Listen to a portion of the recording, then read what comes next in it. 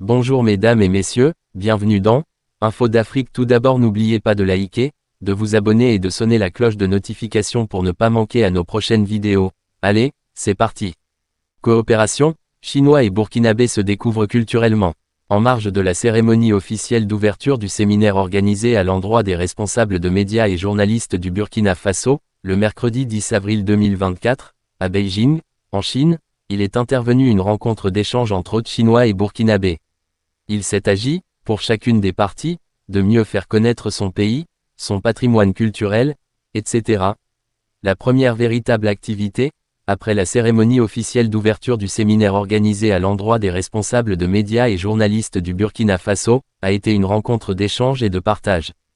En effet, assis autour d'une même table, et repartis en plusieurs groupes, Chinois et Burkinabés ont appris du riche patrimoine culturel de l'autre.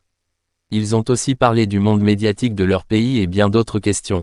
Jérémy Lidjian, membre du comité d'organisation du séminaire, dit avoir noté des similitudes entre la Chine et le Burkina Faso.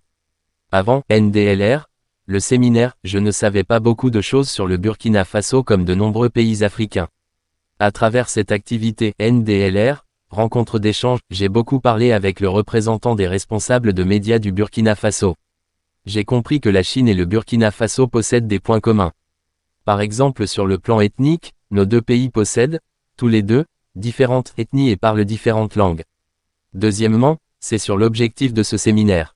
À travers ce séminaire, la Chine veut faire savoir sa propre image au reste du monde et le Burkina Faso veut que les Chinois sachent plus de choses sur le Burkina Faso, a-t-il indiqué. Au sortir des échanges, Jérémy Lidjian a manifesté le désir de connaître un jour le Burkina Faso. Bien sûr, parce que j'apprends en français, les pays africains francophones sont une destination favorite pour un étudiant comme moi qui apprend le français, a-t-il réagi à la question de savoir si les informations sur le Burkina Faso lui ont donné l'envie de le découvrir à l'occasion. Abdou Aziz Sarré, journaliste reporté à la télévision privée BF1 du Burkina Faso, a trouvé les échanges très fructueux. Les échanges nous ont permis de découvrir un tant soit peu la culture chinoise, l'origine des noms et prénoms chinois et aussi comment fonctionnent les médias ici en Chine.